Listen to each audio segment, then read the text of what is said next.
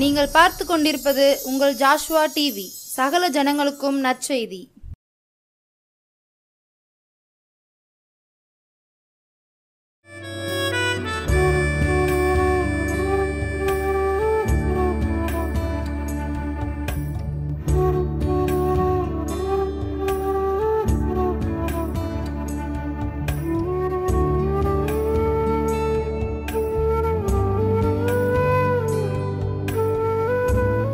தேவனுக்கு மகிமை. நம்முடைய தேவனாகிய கர்த்தரின் திருநாமம் மகிமைப்படட்டும். நம்முடைய உலக இரட்சகர் இயேசுவின் திருநாமத்தினால் உங்களுக்கு என் அன்பான வாழ்த்துக்கள். இந்த நாளிலும் நம்முடைய ஜோசுவா டிவி ஊழியங்கள் வழியாக உங்களை சந்திப்பதில் நான் மிகவும் மகிழ்ச்சி அடைகிறேன். இந்த நாளிலும் ஆண்டவருடைய வசனங்களை உங்கள் இருதயங்களில் தேவன் விதைக்கும்படியாக கிருபை செய்திருக்கிறார். ஆண்டவருடைய புத்தகத்திலிருந்து இன்றைக்கு நல்ல செய்தியை நாம் பார்க்க இருக்கிறோம். இன்றைய நல்ல செய்திக்கு முன்னால் சிறு ஜெபத்தை ஏறெடுப்போம். எங்களை ஆசீர்வதிக்கிற எங்கள் வல்லமையுள்ள தேவனே, உமக்கு நன்றி செலுத்துகிறேன். எங்கள் தேவனாகிய கர்த்தரப்பா, கடந்த நாள் வரையிலும் கண்ணீர் மணியாய் காத்து இந்த புதியதொரு நாளை காண செய்தீர். இந்த நாளிலும் கர்த்தாவே, உடைய வேத வசனங்களை விதைக்க கிருபை செய்தீர். இதோ அப்பா, விதைக்க இருக்கும் வேத வசனங்கள் எல்லாம் கேட்கிற இருதயங்களில் 30, 60, 100 பலன் தரட்டும். உங்களுடைய திருநாமம் ஒன்றே மகிமைப்படட்டும். ராஜா, உங்களுடைய பரிசுத்த ஆவியினால் நிரப்புங்க, உங்களுடைய அபிஷேகத்தினால் நிரப்புங்க. தெய்வ ஆவியானவரே பேசட்டும். ஆண்டவரே, அடியினிலிருந்து புறப்படுகிற உங்களுடைய வார்த்தைகள் பரிசுத்த ஆவியின் வார்த்தைகளாய், அபிஷேகத்தின் வார்த்தைகளாய், அநேகருக்கு பயனுள்ள வார்த்தைகளாய் கர்த்தராகிய இயேசு கிறிஸ்து தாமே அப்பா இந்த வார்த்தைகளை ஆசீர்வதிங்க. அடியினோடு கூட இருந்து ஆசீர்வதித்து வழி நடத்துங்க. இயேசுவின் நாமத்தில் ஏறெடுக்கிறேன் என் நல்ல பிதாவே, ஆமென். இந்த நாளிலும் வாசிக்க இருக்கிற வேத பகுதி பிலிப்பியர் 2ஆம் அதிகாரம். பிலிப்பியர் அதிகாரம் 2 வசனம் 4, 5, 6, 7.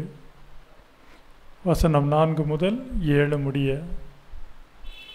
அவனவன் தனக்கானவைகளை அல்ல பிறருக்கானவைகளையும் நோக்குவானாக. கிறிஸ்து இயேசுவில் இருந்த சிந்தையே உங்களிலும் இருக்க கடவுது. அவர் தேவனுடைய ரூபமாய் இருந்தும் தேவனுக்கு சமமாய் இருப்பதை கொள்ளையாடின பொருளாக எண்ணாமல் தம்மை தாமே வெறுமையாக்கி அடிமையின் ரூபம் எடுத்து மனுஷ சாயலானார். அல்லேலூயா. நம்முடைய தேவனாகிய கர்த்தர் பூமிக்கு வரும்போது சொல்லப்பட்ட வார்த்தை இது. அவர் எப்படி வந்தார்ன்றது மேலே இருக்கிற 2 வசனம் பார்த்தீங்கன்னா 4, 5 நாம் எப்படி வாழணுன்றத சொல்லப்படுது. அவனவன் தனக்கானவைகளை அல்ல பிறருக்கானவைகளை நோக்குவானாக.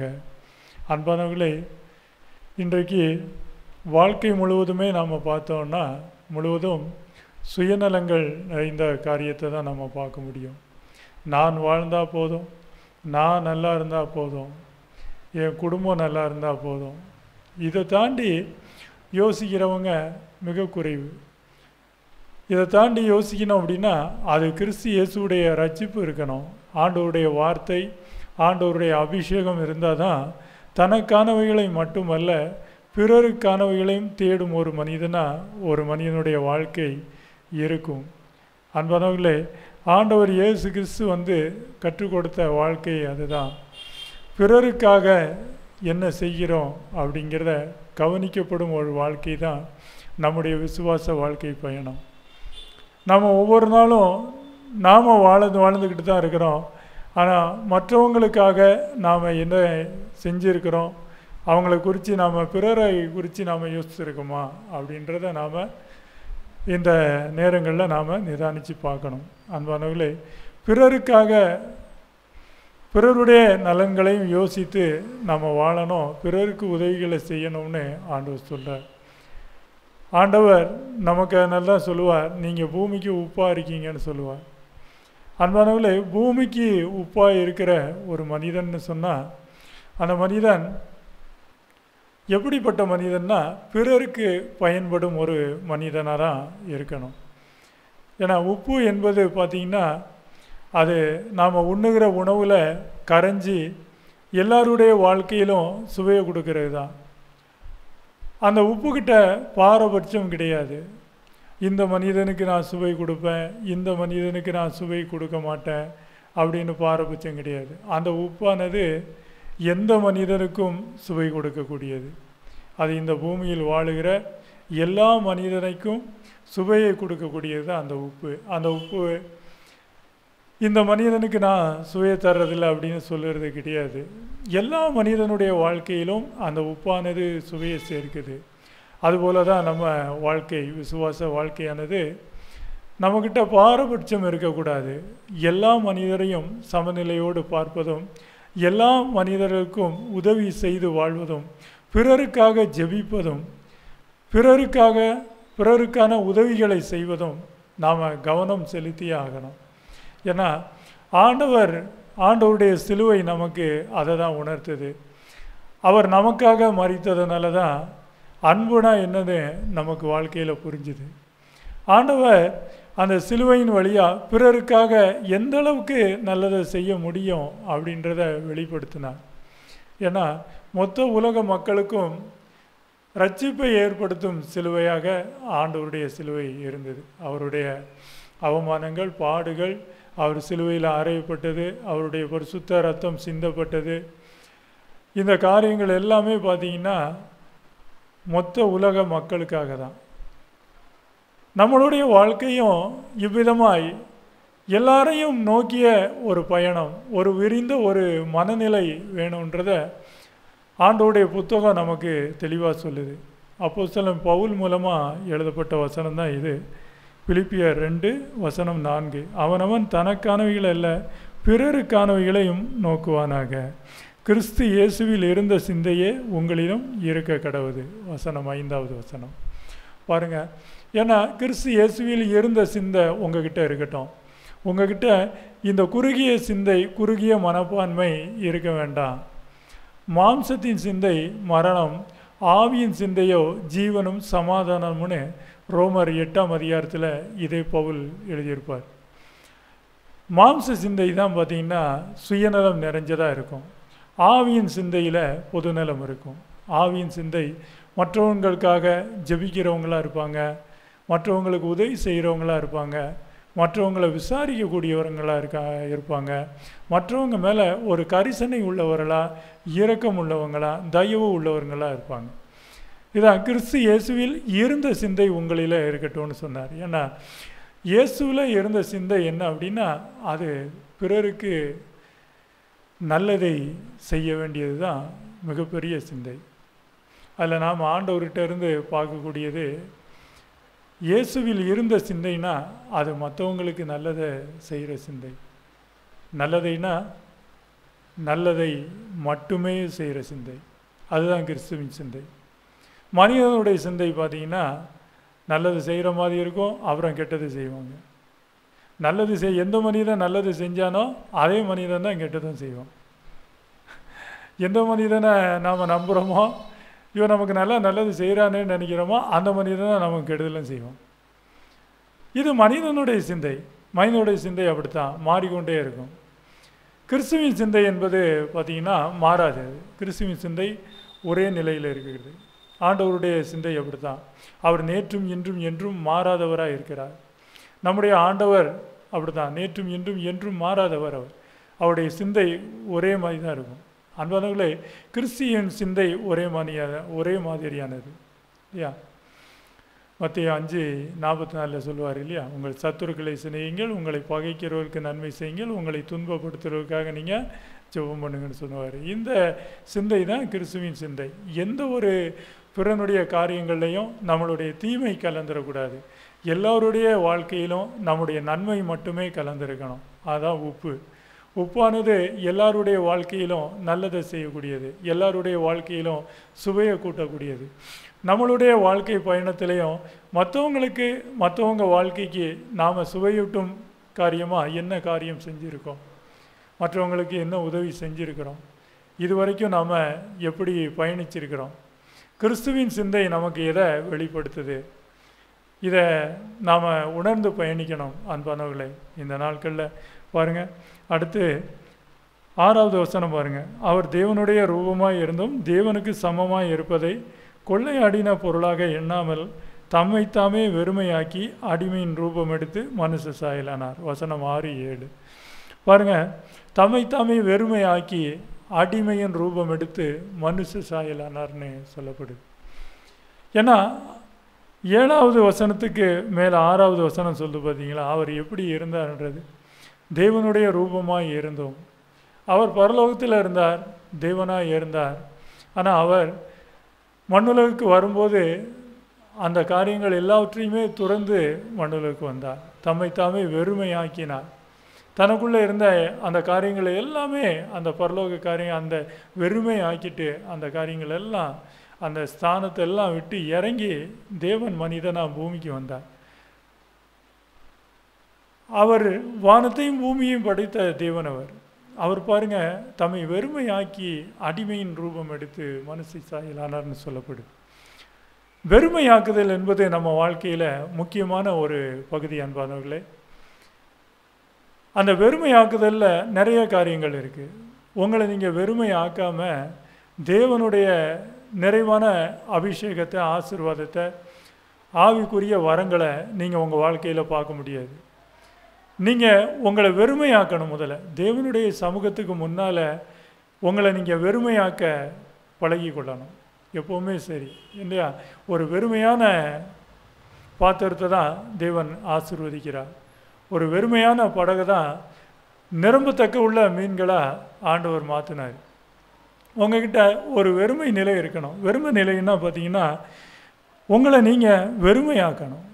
இந்த வெறுமையாக்குதல் நம்முடைய தேவ பக்தி வாழ்க்கையில், விசுவாச வாழ்க்கையில் முக்கியமான ஒரு பகுதி. அந்த வெறுமையாக்குதலில் ஒரு 12 காரியங்கள் உங்களுக்கு நான் சொல்கிறேன். என்னென்ன விஷயங்கள் உங்களுக்குள்ள வெறுமையாக வேண்டிய இருக்குன்னா, முதல் விஷயம் அகந்தை. உங்ககிட்ட இருக்கிற தலக்கணம். இந்த தலக்கணம் தேவன் விரும்பாத காரியம். ஆண்டவர் முன்னாடி நமக்கு தாழ்மை இருக்கணும், தலக்கணம் இருக்கக்கூடாது. தாழ்மை நம்மளை நிரப்பணும் அப்படின்னா இந்த தலக்கணம் நம்மக்கிட்ட இருந்து வெறுமையாகணும். அடுத்து ஜாதி. நான் இந்த ஜாதியை சேர்ந்தவன், நான் இந்த மாதிரி ஜாதியில் பிறந்தவன், ஏன் ஜாதிக்குன்னு ஒரு இருக்கு, என் ஜாதிக்குன்னு ஆமாம் ஒரு பவர் இருக்குது, மதிப்பு இருக்குன்னு சொல்கிறது. இந்த ஜாதின்ற காரியம் உங்களுக்குள்ளே இருக்கக்கூடாது. இயேசு கிறிஸ்துவின் ரத்தம் மொத்த உலகத்துக்காக மொத்த உலகத்தையும் ரட்சிக்கக்கூடியது. ஆண்டவருடைய இயேசுவின் ரத்தத்துக்குள்ளே ஜாதி பிரிவுகள் கிடையாது. ஒரே ரத்தத்தால் தான் நாம் ரட்சிக்கப்படுறோம். இயேசு கிறிஸ்துவின் ரத்தம் ஒரு ரத்தம் தான். அந்த ரத்தத்தில் பிரிவுகள் கிடையாது, அந்த ரத்தத்தில் ஜாதி கிடையாது. ஆண்டவரை ஏற்றுக்கிட்டு வாழணும், ரட்சிப்பின் தெய்வ பக்தியின் வாழ்க்கையை நீங்கள் முழுமையாக அனுபவிக்கணும் அப்படின்னா இந்த வெறுமையாக்குதல் உங்கள் வாழ்க்கையில் ரொம்ப முக்கியம். நான் இந்த ஜாதியை சார்ந்தவன் அப்படின்னு சொல்லி இந்த ஜாதியை பற்றி பேசுகிறத நீங்கள் நிறுத்தணும். ஜாதி பற்றியதான ஒரு எண்ணங்களே உங்களுக்குள்ளே இருக்கக்கூடாது. மனிதாபிமானம் மட்டும்தான் உங்ககிட்ட இருக்கணும். பிறரையும் தன்னை போல நேசிக்கும் தன்மை மட்டும்தான் உங்ககிட்ட இருக்கணும். நான் இப்படிப்பட்டவன்ற, நான் இப்படிப்பட்டவன், நான் இந்த ஜாதியை சார்ந்தவன்ற பேச்சோ சொல்லோ மனசில் நினைக்கிற எண்ணமே இருக்கக்கூடாது. கிறிஸ்து இயேசுவில் இருந்த சிந்தையே உங்களிலும் இருக்க கிடவுது. இயேசுவில் அந்த சிந்தை கிடையாது இல்லையா? அதனால தான் நாமெல்லாம் ரட்சிக்கப்பட்டிருக்கோம். ரட்சிக்கப்பட்ட மக்களை பார்த்தீங்களா, எல்லா பகுதி, எல்லா ஜாதி மக்களை இன்னைக்கு ஒரே ஜாதி தான், பரிசுத்த ஜாதி, தேவனுடைய குடும்பம். நாம் அவ்வளவுதான், ஆண்டவருடைய பிள்ளைங்க, தேவனுடைய குடும்பத்தார். அந்த ஒரு காரியம்தான் நமக்குள்ளே இருக்கணுமே தவிர இந்த ஜாதின்ற விஷயம் நமக்குள்ளே இருக்கவே கூடாது. அதை நீங்கள் வெறுமையாக்கணும். அடுத்து சுயநலம். இந்த சுயநலம் பார்த்திங்கன்னா மிக கொடுமையானது. ஆமாம், நம்மளை மட்டுமே தான் பார்ப்போம், மற்றவங்க பக்கம் நம்மளுடைய சிந்தை திரும்பவே திரும்பாது. இந்த சுயநலம் உங்ககிட்ட இருந்து வெறுமையாக்கப்படணும். ஆண்டவர் சொல்லுவார், தன்னைத்தானே வெறுத்து தன் சிலுவையை எடுத்துக்கொண்டு என்னை பின்பற்ற கடவுள்னு சொல்லுவார். தன்னைத்தானே வெறுத்துனா தன்னுடைய சுயநலத்தை முதல்ல உடைக்கணும் அந்த மனிதன். ஒரு விசுவாச மனிதன் இந்த சுயநலத்தை உடைக்கும் போது தான் அவன் கிறிஸ்துவ வாழ்க்கையின் மகிமையவே அவன் புரிஞ்சு கொள்ள முடியும். இந்த சுயநலம் முழுவதுமே அவனை மூடி இருக்கும்போது இந்த ரட்சிப்பின் வாழ்க்கையை அவன் புரிந்து கொள்ள முடியாது. இந்த சுயநலம் என்பது உங்களுக்குள்ள வெறுமையாக்கப்படணும். அடுத்து பெருமைகளை பேசுறது. என்ன பெருமை?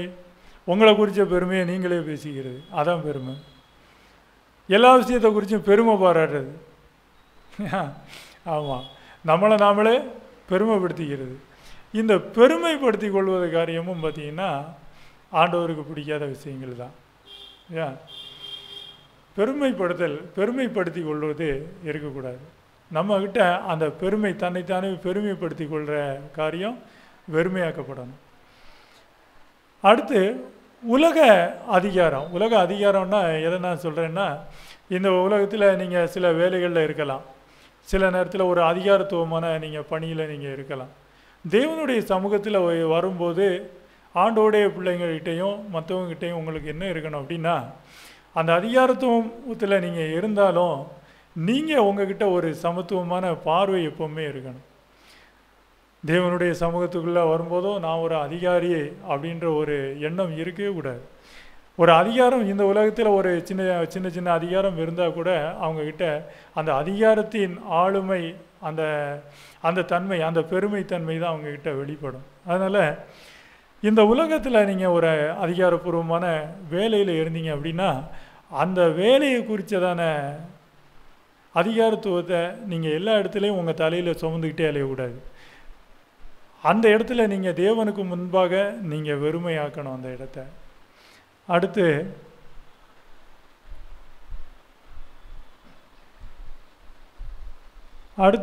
உலக நம்பிக்கை, இந்த உலகத்து மேலே வச்சிருக்கிற நம்பிக்கைகள். ஏன்னா இந்த உலகத்து மேலே நீங்கள் உங்களுடைய செல்வத்து மேலே நம்பிக்கை வைக்கிறீங்க, உங்கள் கூட பழகுறவங்க மேலே நம்பிக்கை வைக்கிறீங்க, அதுக்கப்புறம் உறவுகள் மேலே நம்பிக்கை வைக்கிறோம். இந்த நம்பிக்கை எல்லாமே நிலையில்லாதது. இந்த நம்பிக்கை எப்போனாலும் அது நிலையில்லாத நம்பிக்கை தான். ஆனால் கர்த்தரை தன் நம்பிக்கையாக கொண்டு இருக்கிற மனுஷன் பாக்கியவான்னு ஆண்டவருடைய புத்தகம் அதை தான் சொல்கிறதை தவிர வேறு எந்த மனுஷனையும் நாம் நம்பிக்கையாக கொண்டு இருக்கிற மனுஷன் பாக்கியவான்னு வசனம் சொல்லாது. ஏன்னா கர்த்தரை மட்டுமே உங்களுடைய நம்பிக்கையாக நீங்கள் வைக்கணும். ஆண்டவரை நம்பிக்கையாக வைக்க வேண்டிய இடத்துல உங்கள் செல்வாக்கையோ உங்கள் மனித உறவுகளையோ நீங்கள் நம்பிக்கையாக வைக்கக்கூடாது. அந்த இடத்த நீங்கள் வெறுமைப்படுத்துங்க. அடுத்து பூமியின் சிந்தை. இந்த பூமியின் வாழ்க்கை தான் நமக்கு நிலையானது அப்படின்னு சொல்லி எப்போவுமே இந்த பூமிக்கு இந்த மண்ணை பற்றியே யோசிச்சுக்கிட்டு இருக்கிறது, இந்த மண்ணுக்குரிய காரியத்தை யோசிச்சுட்டு இருக்கிறது. பூமிக்குரியவர்களை அல்ல மேலானவைகளை நாடுங்கள்னு போல் சொல்லுவார் இல்லையா கொலோசியர்ல. அப்போ இந்த பூமிக்குரிய காரியங்களே சிந்திச்சிட்டு இருக்கிறது. இந்த பூமிக்குரிய சிந்தனைகளை நீங்கள் தேவ சமூகத்தில் வெறுமையாக்கணும். அப்போ தான் ஆண்டவர் உங்களை அபிஷேகத்தினால நிரப்ப முடியும். அடுத்து பார்த்தீங்கன்னா தொழில் திறமையை நீங்கள் பெருசாக சொல்லுவீங்க. சில பேர் பார்த்தீங்கன்னா ஒரு தொழில் தெரிஞ்சிச்சு அப்படின்னா அவங்களுக்கு அந்த தொழில் திறமையை தான் முழுவதும் பெருசாக நம்புவாங்க. அந்த தொழில் திறமையை தான் பெருமையாக பேசுவாங்க. எங்கேயுமே அந்த திறமைகளை நாம் பெருசாக பேசக்கூடாது. உங்களுடைய தொழில் காரியங்களை நீங்கள் தேவனுக்கு முன்னால் வெறுமையாக தான் ஆக்கணும். ஏன்னா அது எல்லாமே தேவனுடையது தான். ஆண்டவர் தான் நீங்கள் உயர்த்தி பேசணும், சொல்லணும். அடுத்து செல்வச்செருக்கு. இந்த பூமியில் செல்வச்செருக்கு, கொஞ்சம் செல்வங்கள் இருந்துட்டாலே அந்த மனிதனுடைய வாழ்க்கை, பயணம், பேச்சு, செயல் எல்லாமே பார்த்திங்கன்னா எந்த இடத்துலையும் அது ஒன்று போல் இருக்கும். ஆண்டவர் சொல்லுவார் இல்லையா, எந்த இடத்துலையும் முதன்மையை தேடுற ஒரு மனிதனா அந்த மனிதன் ஆகிடுவான். இந்த செல்வ செருக்கு உங்ககிட்ட வெறுமையாகணும். தேவனுக்கு முன்பாக இது எல்லாமே வெறுமையாக்கப்படணும். அடுத்து மற்றவங்களை அற்பமானவங்களா பார்க்கறது, தன்னை ரொம்ப மதிப்புள்ளவனாகவும் மற்றவனை இழிவாக பார்க்கறது, இந்த காரியம் வெறுமையாக்கப்படணும். அன்பானவர்களே, அடுத்து வரலாற்று பின்னணி பார்த்தீங்கன்னா, வம்ச வரலாறு. ஆமாம், எங்கள் தாத்தா இப்படிப்பட்டவர், எங்கள் அப்பா இப்படிப்பட்டவர், அதனால் நானும் இப்படிப்பட்டவன், இந்த மாதிரி வம்ச வரலாறை பின்னணியை குறித்து பேசுகிறது உங்ககிட்ட வெறுமையாகணும். ஏன்னா தேவனை மட்டும்தான் நாம் பேசணும். இங்கே ஆவிக்குரிய மனிதன்னு சொன்னால் அவன் இந்த இடம் எல்லாத்தையுமே வெறுமையாக்குனா தான் அவன் ஒரு ஆவிக்குரியன அபிஷேகத்தை ஆண்டவர்கிட்ட இருந்து பெற முடியும்.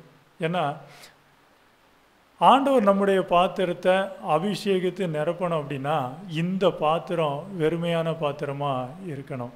இந்த காரியங்கள் எல்லாம் இருக்கக்கூடாது. ஆணவம், ஜாதி, சுயநலம், பெருமை, உலக அதிகார போதை, மாம்ச பலனை நம்புறது, தன்னுடைய சொந்த பலனை நம்புறது, தொழில் திறமை, தொழிலை பற்றி பெருமையாக பேசுகிறது, தொழில் திறமை தான் காப்பாற்றுதுன்னு சொல்கிறது, செல்வ செருக்கு, செல்வத்தை நம்புறது, செல்வ செருக்கில் தலகணத்தோடு இருக்கிறது, மற்றவங்களை அற்பமாக நினைக்கிறது, உலகத்து மேலே நம்பிக்கை வைக்கிறது, பூமிக்குரியவர்களே சிந்திச்சுக்கிட்டு இருக்கிறது, வரலாற்று பின்னணி, இது எல்லாத்தையுமே நீங்கள் வெறுமையாக்குங்க. இது எல்லாத்தையும் வெறுமையாக்குங்க. ஆண்டவர் உங்களை நிரப்ப வல்லவராக இருக்கிறார். அன்பானவர்களே, உங்கள் பாத்திரம் நிரம்பப்படணும் அப்படின்னா இந்த வெறுமை உங்களுக்கு தேவை. அவர் தம்மைத்தாமே வெறுமையாக்கி அடிமையின் ரூபம் எடுத்து மனுஷ சாயலானார். அன்பானவர்களே, ஒரு வெறுமையோடு நீங்கள் வரும்போது நீங்கள் இங்கே பெற்றுக்கொண்டு போவீங்க. தேவன் தர்றது மகா பெரிய காரியங்கள். நீங்கள் நிரப்பிக்கிட்டு வர்றது ஒன்றுக்கும் உதவாத காரியங்கள். அந்த ஒன்றுக்கும் உதவாத காரியங்களை நீங்கள் உங்களுக்குள்ளே இருந்து வெறுமையாக்குங்க. உன்னதத்தின் அபிஷேகத்தை, வரங்களை ஆண்டவர் உங்களுக்குள்ள அபிஷேகித்து உங்கள் பாத்திரங்களை நிரப்ப அவர் வல்லவராக இருக்கிறார். ஆண்டவர் உங்களை ஆசீர்வதிப்பார். நிறைவான ஜெபத்தை ஏறெடுப்போம். எங்களை நேசிக்கிற எங்கள் அன்பான தேவனே, உமக்கு நன்றி செலுத்துகிறேன். இந்த நாளிலும் கர்த்தாவே அப்பா, நீர் தந்த விதைகளை விதைத்து இருக்கிறேன். இந்த விதைகள் அப்பா இந்த நல்ல செய்தியை கேட்ட ஒவ்வொரு இருதயங்களிலும் விளைச்சலை தரும்படியாய் ஆசீர்வதிக்கிற ராஜா தேவரீர். இந்த நல்ல செய்தியை கேட்ட ஒவ்வொரு குடும்பத்தையும் இவருடைய இருதயங்களையும் இயேசுவின் நாமத்தில் ஆசீர்வதிக்கிற ராஜா. உம்முடைய ஆசீர்வாதங்கள் இந்த குடும்பங்கள் எல்லாவற்றிலும் தங்கட்டும் அப்பா. சஞ்சலம், தவிப்பு, மனவேதனை, பிரிவினை, துக்கம் எல்லாம் இயேசுவின் நாமத்தில் நீங்கி போகட்டும். கிறிஸ்து இயேசுவின் சந்தோஷம், கிறிஸ்து இயேசுவின் சமாதானம் உண்டாகட்டும். அவர் தம்மை தாமே வெறுமையாக்கி அடிமையின் ரூபம் எடுத்தார் என்ற வசனத்தின்படியே இவர்களும் கர்த்தாவே என்னென்ன காரியங்களை தங்களை வெறுமையாக்கி கொள்ள வேண்டும் என்று இன்று நீர் நினைவுபடுத்தினீர். இந்த நினைவுபடுத்துதலை இவர்கள் கை கொண்டு வெறுமையாக்கி உம்முடைய சமூகத்தில் வந்து நம்முடைய நிறைவான ஆசீர்வாதங்களை பெற்று செல்ல கர்த்தர் தாமே அப்பா இந்த விளைச்சலை ஆசீர்வதிக்கும்படியாக ஜெபிக்கிறேன். ஆண்டவரே அப்பா, இந்த குடும்பங்களை ஆசீர்வதிங்க, பிள்ளைகளை ஆசீர்வதிங்க, சகோதர சகோதரிகளை ஆசீர்வதிங்க. ஆண்டவரே வாழ்த்துகிறேன் அப்பா. இந்த நல்ல செய்தியை கேட்ட ஒவ்வொரு இருதயங்களையும் வாழ்த்துகிறேன். இந்த வாழ்த்துக்கள் எல்லாம் அந்த இருதயங்களில் தங்கி மிகப்பெரிய ஆசீர்வாதங்களை உண்டு பண்ணட்டும். உங்களுடைய சமாதானத்தை உண்டு பண்ணட்டும். உங்களுடைய சந்தோஷத்தை உண்டு பண்ணட்டும். உன்னதத்தின் ஆசீர்வாதங்களால் இவர்களை ஆசீர்வதிப்பீராக. தொடர்ந்து உமது சிட்டை நினைவினால் காத்து கொள்ளும் ஆண்டவரே அப்பா. ஜீவனுள்ள நாளெல்லாம் நன்மையும் கிருபையுமே பின்தொடரட்டும். காத்துக்கொள்ளும், பலப்படுத்தும், ஆசீர்வதியும். விண்ணப்ப வேண்டுதலை இரட்சகர் மீட்பர் இயேசுவின் திருநாமத்தில் ஏறெடுத்து ஜெபிக்கிறேன் என் நல்ல பிதாவே. ஆமேன், ஆமேன். என் ஆத்துமாவே கர்த்தரை சோஸ்தரி, என் முழு உள்ளமே பரிசுத்த நாமத்தை சோஸ்தரி. என் ஆத்துமாவே கர்த்தரை சோஸ்தரி, அவர் செய்த சகல உரங்களை மறவாதே. ஆமேன். அல்லேலூயா. தேவனுக்கே மகிமை.